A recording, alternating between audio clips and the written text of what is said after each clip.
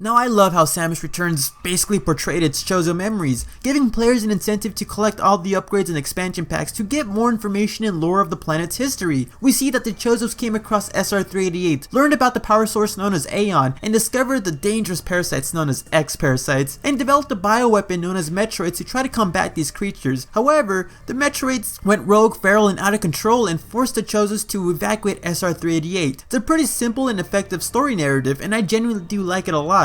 But Chozo memory number 11 is what got a lot of people speculating. With a sudden shift in tone, mood, color, and atmosphere, this memory caught a lot of people off guard, and it's brought up a lot of conversations. Is there a rogue faction of Chozos? A corrupted segment of Chozos? Is there a group of Chozos reverting back to their warlike nature and past? Did they kill the scientists to try to steal a Metroid for their own purposes? Are they just evil for the sake of being evil? Or maybe there's some unknown third reason, like maybe are they connected with the space pirates? There's a lot of ideas that people are sprouting around, and it's pretty cool. However, I really don't like the idea of Chozos being necessarily evil. It never really resonated with me. And thanks to a Discord user on my Discord known as Dr. Shavargo who brought up the main core of this theory, I'd like to present you a different idea for why these Chozos killed the ones in SR-388. And it's not necessarily because they're evil. So with that being said, let's cue up that video and roll out that intro.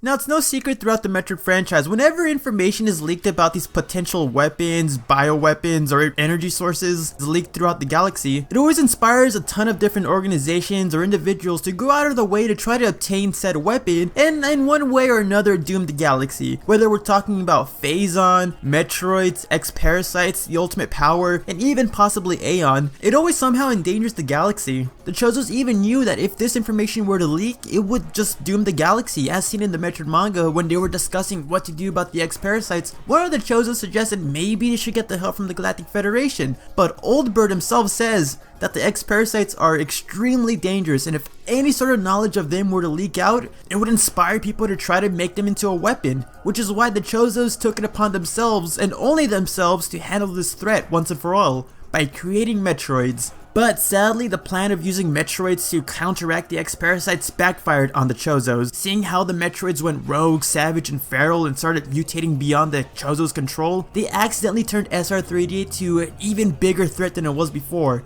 SR-388 now no longer is just a target for the potential energy of Aeon. Not only is it now a potential target for the cloning of X-Parasites, but now it's a potential target for the energy siphoning abilities of the Metroids. The Chozos made things worse. So they only had one real option. They attempted to blacklist SR-388, to hide it from anyone and anything and hope that no one would ever come across it, which is why we have the purple liquid in Samus Returns. Not many people know about what the purple liquid is, it's never stated in-game, but the official player guide of Samus Returns tells us that this purple liquid is a pretty unique substance. Anything native to the planet of SR-388 is put into a form of stasis. They're frozen in place, while anything not native would immediately burn away. With the planet caverns being doused with this substance, SR-388 would easily look like a dead, barren planet with only a couple of life forms on the surface, and if anyone were to attempt to go deeper into the planet, they will immediately burn away with no way of traversing through the planet. If anyone were to come across this planet, then it would just look dead and barren and they would just leave it alone. I guess it's a good idea that worked out pretty well,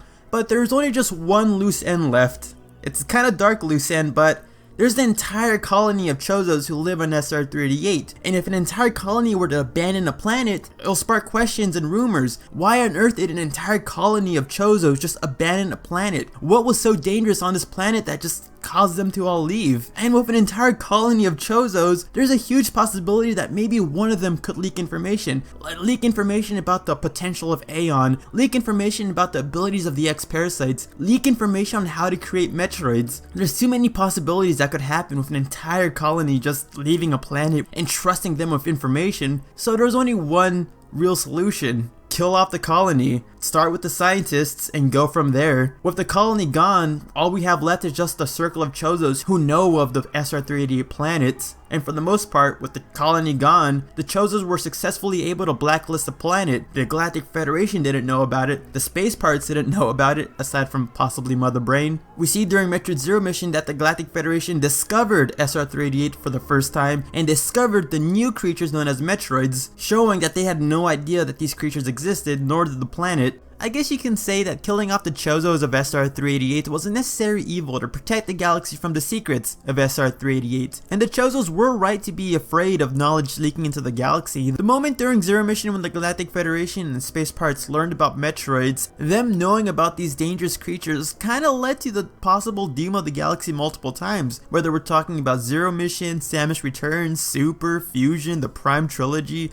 the ending of Federation Force, and Other M, you can't really just trust people with knowledge of such dangerous things without them trying to use it for their own purposes. But what do you guys think? Do you like this new perspective over why the quote-unquote evil Chozos killed the SR-388 Chozos? Do you prefer the idea that they're just evil or corrupted or warbound for some reason? Or maybe you have your own new idea or perspective over why these events happen? Whatever you think, feel free to leave it in the comment section below. Again, I'd like to thank Dr. Zhivago for giving me the core of this theory. It's really cool and I prefer this over the basic, they're just bad Chozos without much knowledge about them. And if you like my kind of video and Metroid content, feel free to click on the video above. It's a video where we discuss the possible story for the Metroid anime. I may not be the biggest anime fan, but hey, I'm not gonna lie, I would be extremely excited for an anime based around one of my favorite franchises, so feel free to click on that video. With that being said, I'm the Metroid Trainer. Hope you like, share, and subscribe, and stick around for next time because I'll be seeing you later.